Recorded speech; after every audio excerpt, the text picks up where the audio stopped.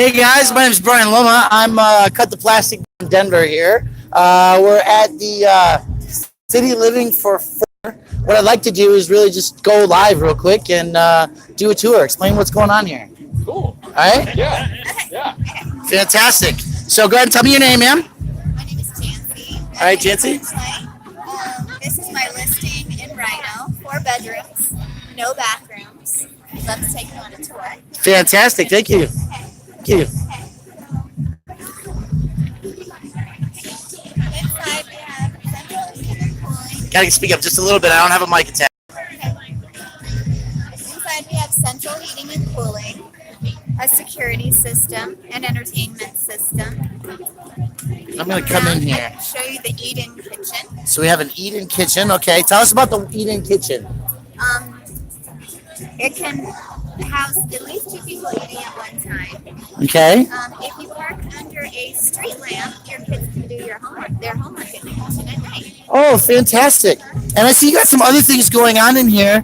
There's some central heating and cooling, right? Yes. So it says here, how would you prepare for sub-zero nights or 100-degree days?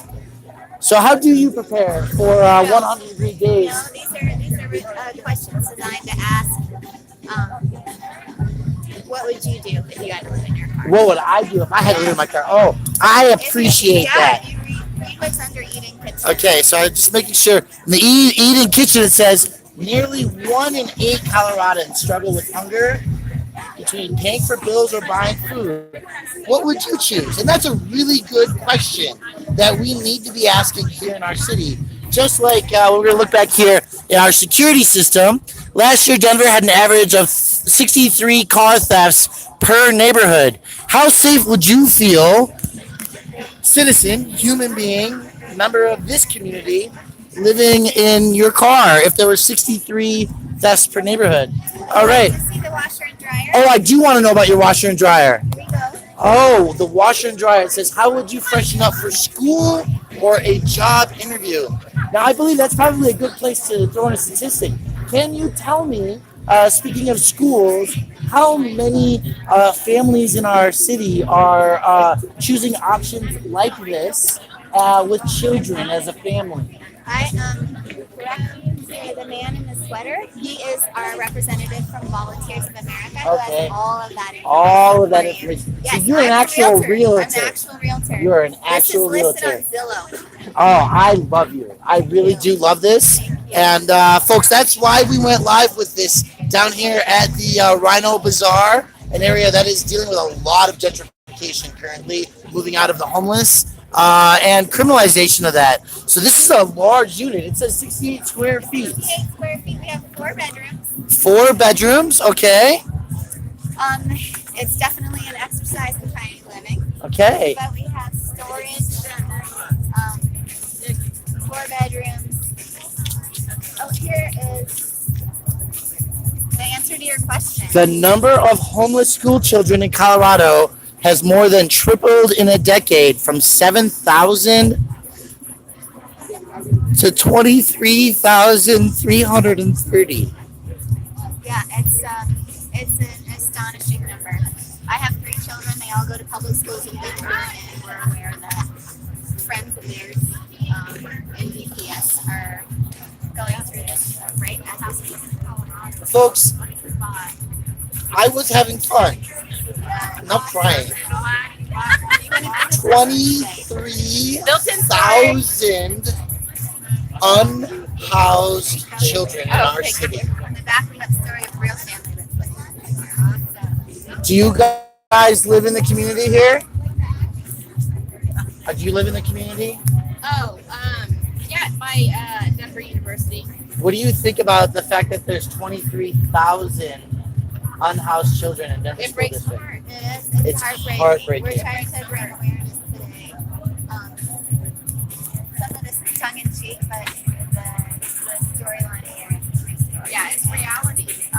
it's sad. The rent and the property values in Denver are pushing people, literally families, into their cars. Yeah.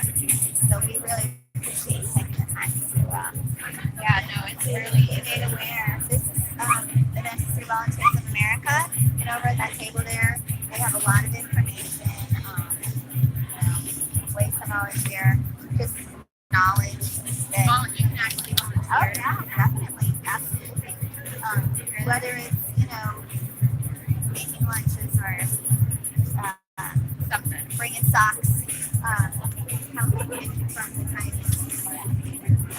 So this is it, folks. This is a real vehicle.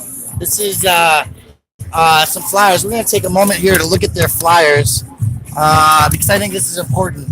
This says Porchlight Real Estate Group, porchlightgroup.com.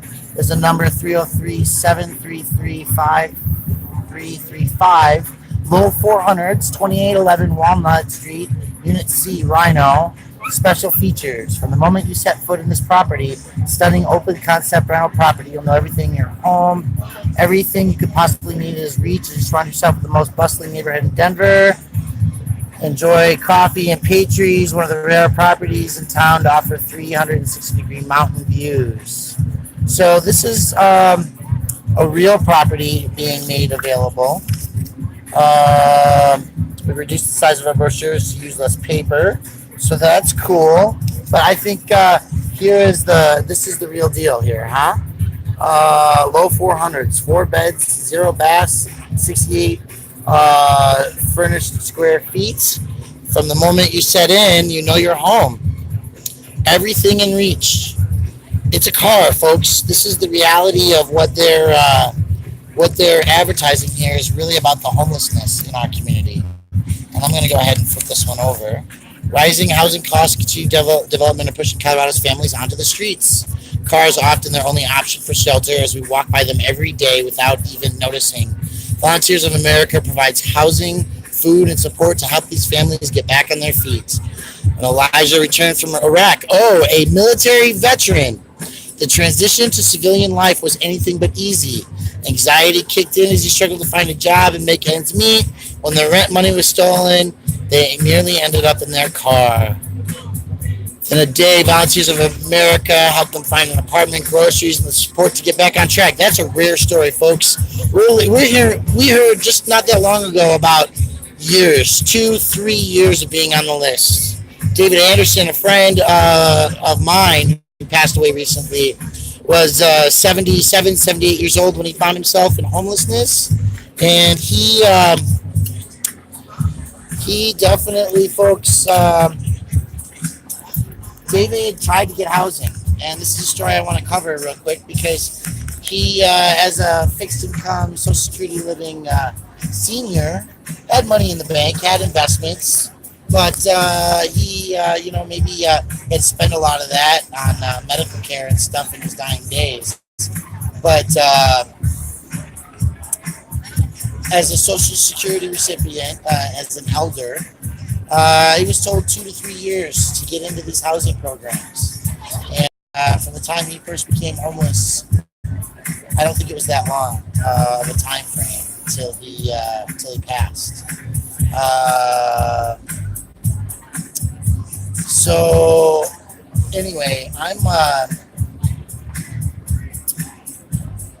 I'm just really shocked, folks, and that's really what I'm at here.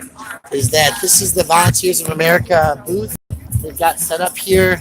I'm gonna put my camera down just for a second to darn it. I'm gonna let you look at that and fix the clip. There we go. So nothing like a little live action, huh? So see, this is Volunteers of America gentlemen here. Maybe they'll clue us in a little bit more. Talk to us about this. What's going on today?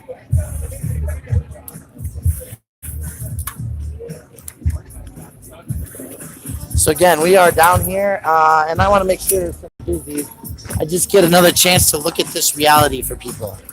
Built-in storage. You've got baggage where your clothing is. They even have their GoPro running some live security footage.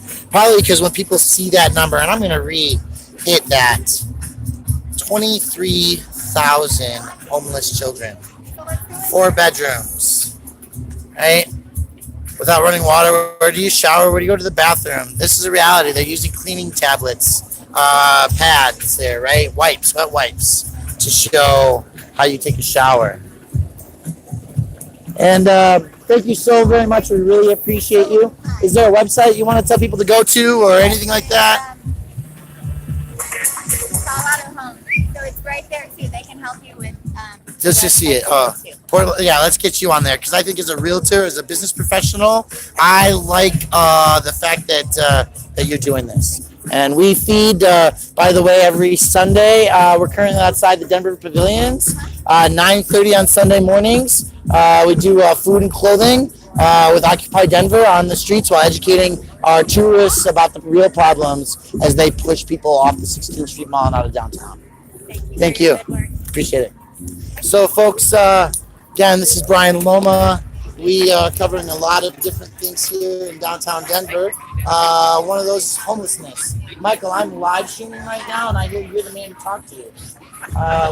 Join us for a conversation. Sure, I'd be happy to. All right, so tell us who you are and who you're with. My name is Michael James. I'm with the Volunteers.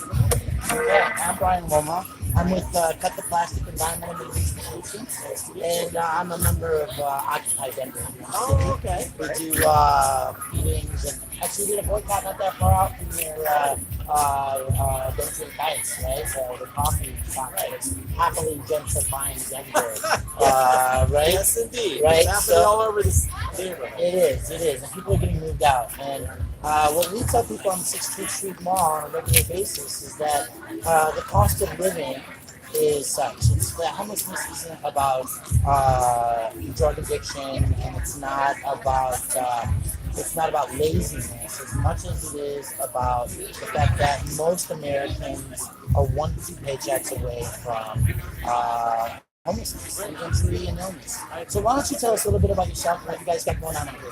Well, what we have going on, I've been with Volunteers America for approximately 38 years with January. And so I've watched a lot of the changes around members of people and members of services, so it's kind of gone hand in hand as they start out here. And also beginning to realize that certainly over 38 years that people know that you actually are out of it. As you say, it's not that they're not willing to work. It's not that they don't have a heart.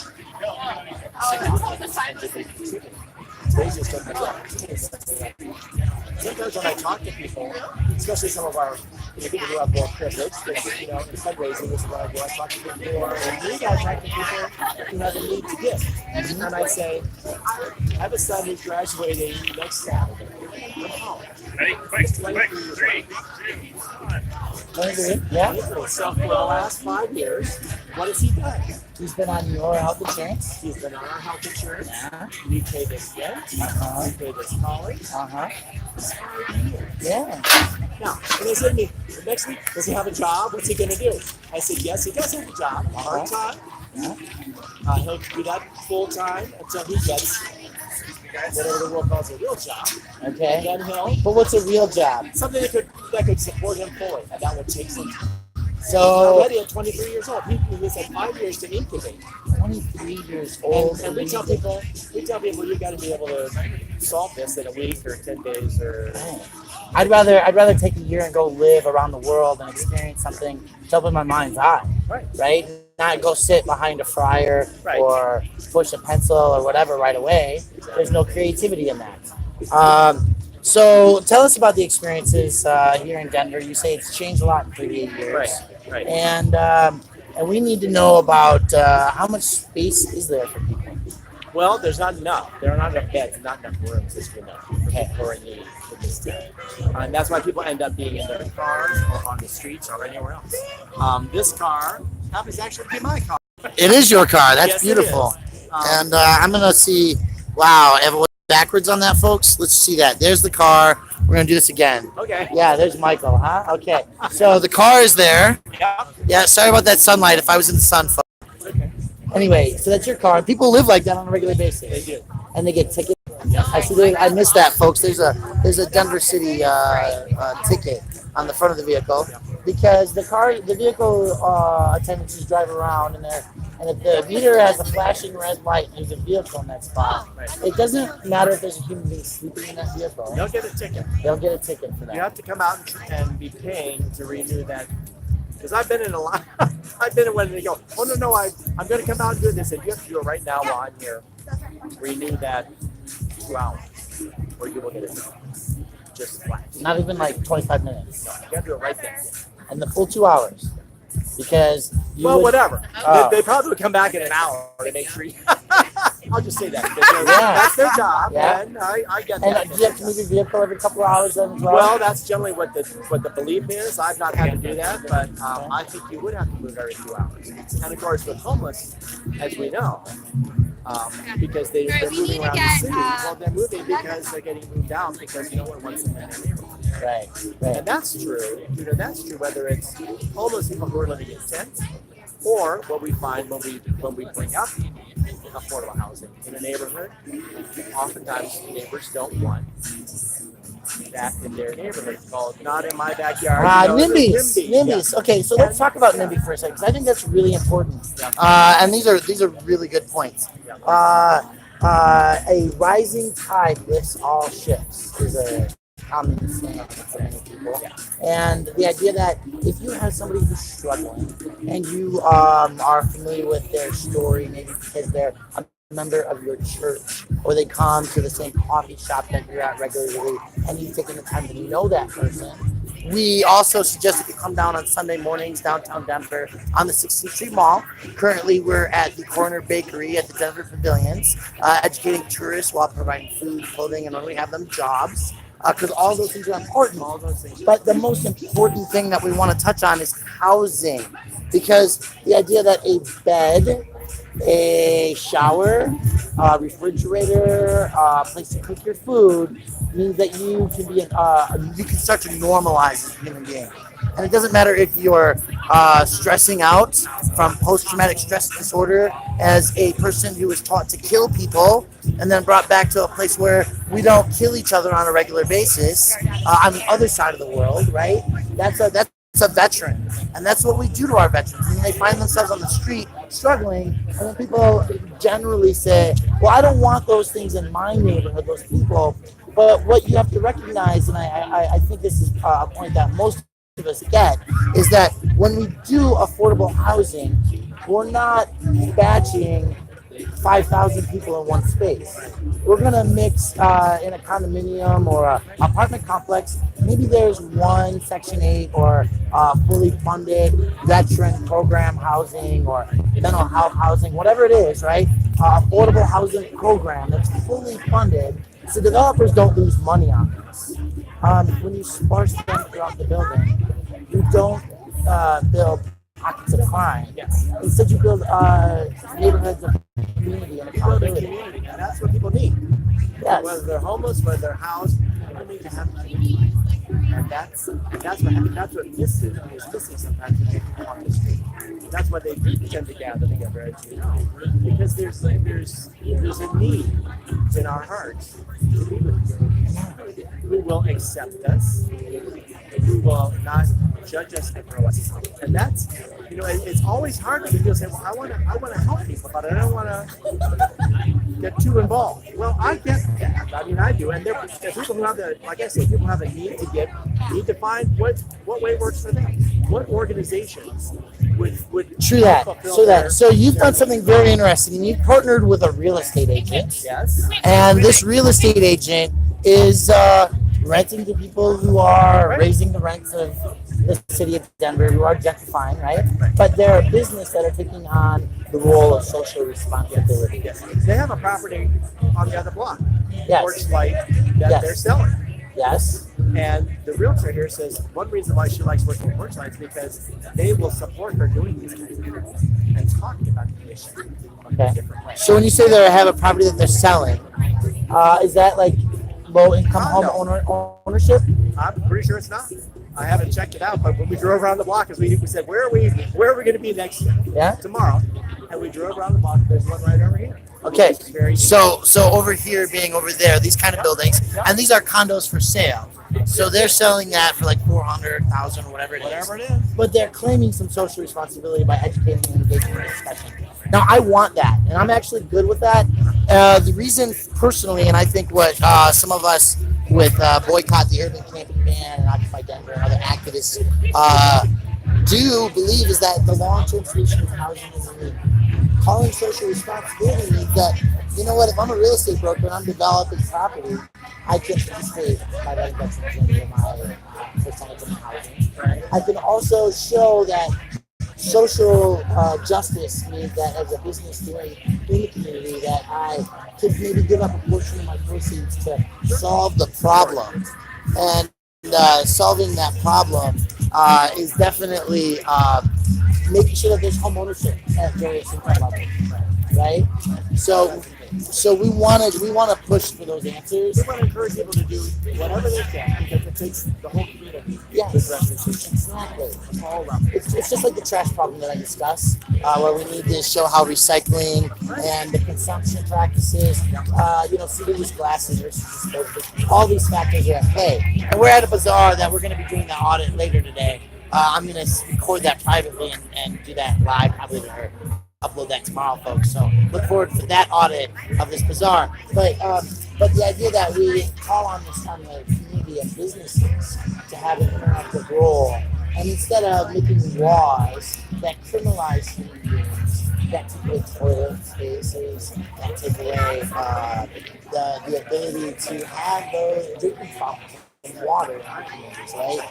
Access, toilets, and the thing that I'm walking away with today is number one: 23,330 Denver school district children. Those are families. 23,330 children who are homeless. Where did you get that statistic? I'm going to defer to the Vintagers, the group that we work with, our ad company. Oh, okay. With this display together. Oh, okay. It's all on that little piece of paper. Oh, yeah, One of yeah. those. We showed that earlier, so. That has all the different references where they Perfect. Okay, so guys who are watching, you can put that up on the comments or the links or whatever to help people find those. That's great. Because those are real statistics. I said, before we put these out, we got to make sure that they really Go are. ahead. They said, yeah, we just went out in the last few months and got these statistics. So, yeah. All right. That's just give people an idea of the scope of the process. Fantastic. And so, Michael, you keep referencing each person can give in different ways. What is your organization?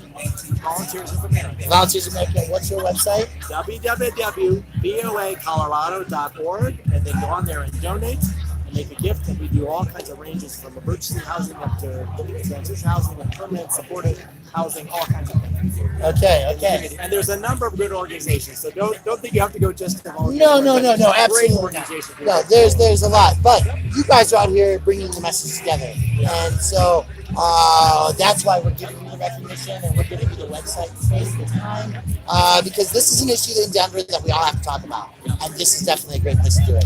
So again, folks, this is Brian Loma, Cut the Plastic, here in downtown Denver. We'll catch you soon. Give me 1 second.